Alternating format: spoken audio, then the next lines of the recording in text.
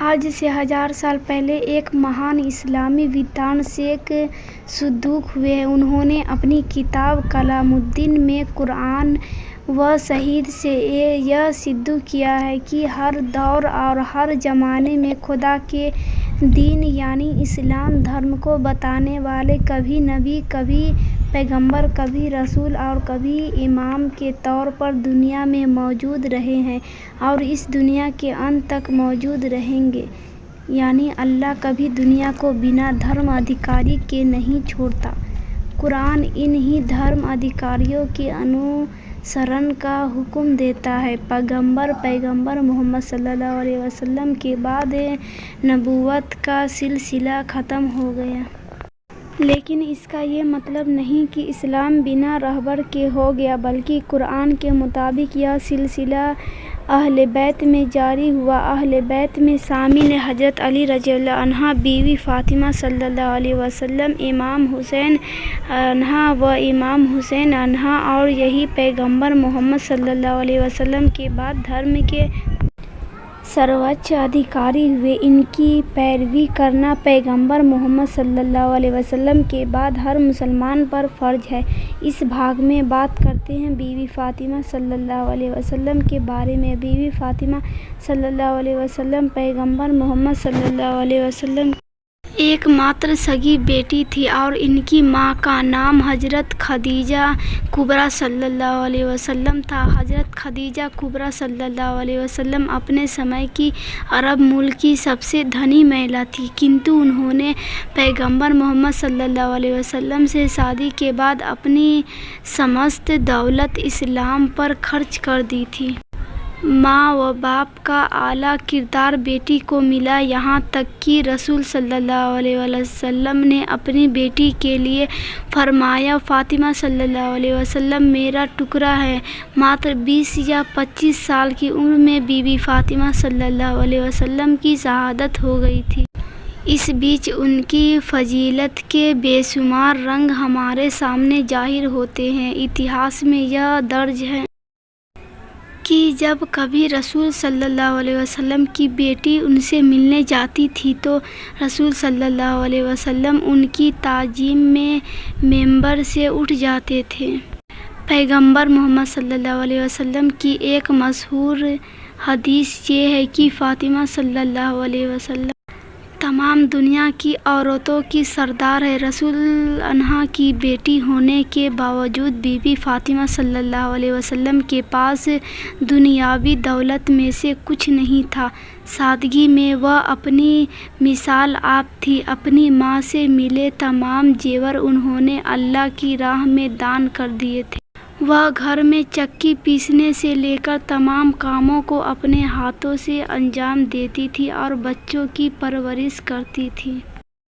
گھر میں بستر کے نام پر اونٹ کی سوکھی کھال تھی، جس پر دن میں ان کا اونٹ چارہ کھاتا تھا اور رات میں وہی کھال سونے کے کام آتی تھی۔ پیغمبر محمد صلی اللہ علیہ وسلم نے بی بی فاطمہ صلی اللہ علیہ وسلم کی خوشنودی کو دھرم کہا اور کہا کہ جس نے بی بی فاطمہ صلی اللہ علیہ وسلم کو خوش کیا اس نے اللہ کو خوش کیا، اور جس نے بی بی فاطمہ صلی اللہ علیہ وسلم کو ناراض کیا اس نے اللہ کو ناراض کیا۔ ایک روایت کے مطابق نماز کا وقت ہو چکا تھا اور اذان کہنے والے حضرت بلال رضی اللہ عنہ مسجد نہیں پہنچے تھے۔ جب وہ تھوڑی دیر کے بعد مسجد پہنچے تو رسول عنہ نے دیری کا سبب پوچھا۔ جواب میں انہوں نے کہا کہ وہ بی بی فاطمہ صلی اللہ علیہ وسلم کے گھر کی طرف سے جب گزرے تو دیکھا کہ آپ اپنے بیٹے حسن عنہ کو گود میں لے کر چکی پیستی جاتی ہیں اور روتی جاتی ہیں۔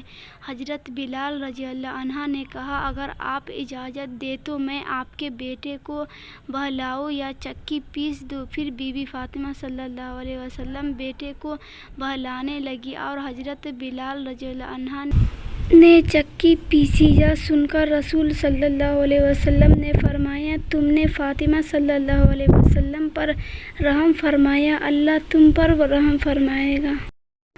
پیغمبر محمد صلی اللہ علیہ وسلم پر اکثر یہ الزام لگایا جاتا ہے کہ انہوں نے نبوت کا دعویٰ دولت وغیرہ حاصل کرنے کے لیے کیا تھا، لیکن ان کی بیٹی کی حالت بڑھنے پر معلوم ہوتا ہے کہ یہ الزام سراسر غلط ہے۔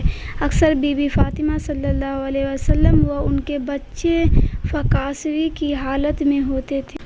ان کے شوہر امام حضرت علی عنہ کا روزانہ کا دستور یہ تھا کہ صبح مسجد میں نماز پڑھنے کے بعد وہ مزدوری پر نکل جاتے تھے۔ اگر مزدوری ملتی تھی تو گھر میں چولہا جلتا تھا، ورنہ فاقہ ہوتا تھا۔ اکثر حضرت علی عنہ اپنی پوری مزدوری کسی ضرورت مند کی مدد میں خرچ کر دیتے تھے اور گھر میں فقاصی ہوتے تھے۔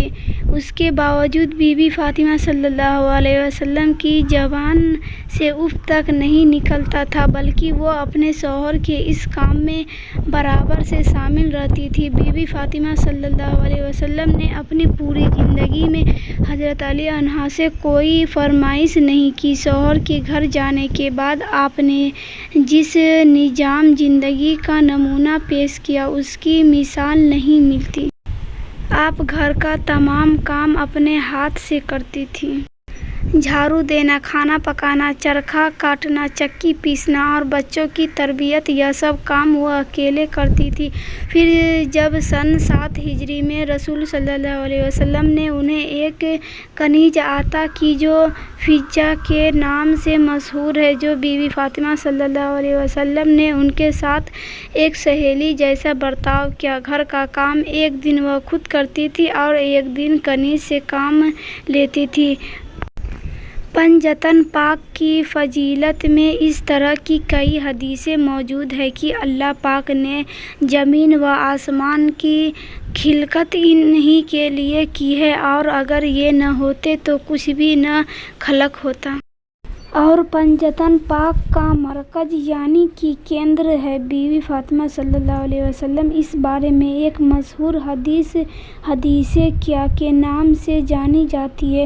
جب پیغمبر محمد صلی اللہ علیہ وسلم، بی بی فاطمہ صلی اللہ علیہ وسلم، امام علی عنہ، امام حسن عنہ اور امام حسین عنہ ایک چادر کے نیچے موجود تھے، اس وقت فرشتے نے پروردگار سے پوچھا کہ چادر کے نیچے کون ہے؟ تو پروردگار نے فرمایا کہ چادر کے نیچے فاطمہ صلی اللہ علیہ وسلم ہے، ان کے بابا ہے، شوہر ہے اور بیٹے ہیں۔ میں نے ان کو ہر برائی و گندگی سے دور رکھا ہے اور تمام کائنات انہی کے وسیلے میں بنائی ہے۔ بی بی فاطمہ صلی اللہ علیہ وسلم گیان و عقل میں دنیا کی عورتوں میں سرووچ تھی۔ مصحف فاطمہ ان کی لکھی ہوئی کتاب ہے، جس کے بارے میں کہا جاتا ہے کہ یہ قرآن سے 3 گنا زیادہ ضخیم ہے۔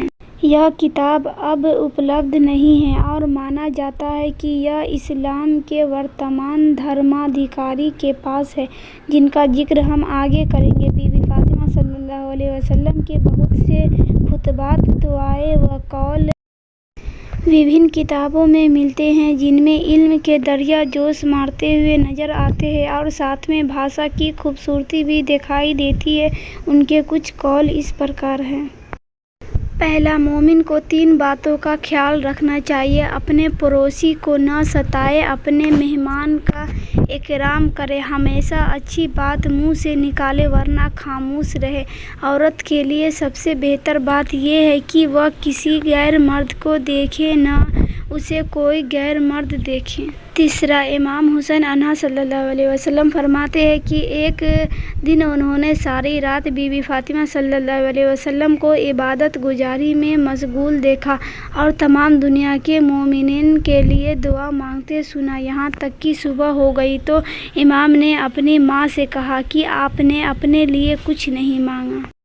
جواب میں بی بی فاطمہ صلی اللہ علیہ وسلم نے فرمایا کہ پہلے اپنے پڑوسیوں کا خیال کرو، پھر اپنے بارے میں سوچو۔ 4، اللہ پاک نے دنیا کی سزائیں اس لیے رکھی ہے تاکہ وہ آخر میں گنہگار پر رحم فرمائے، لہٰذا یہ ثابت ہوتا ہے کہ پیغمبر محمد صلی اللہ علیہ وسلم کی بیٹی بی بی فاطمہ صلی اللہ علیہ وسلم مہیلاؤں میں اسلام کی سرووچ ادھیکاری تھیں۔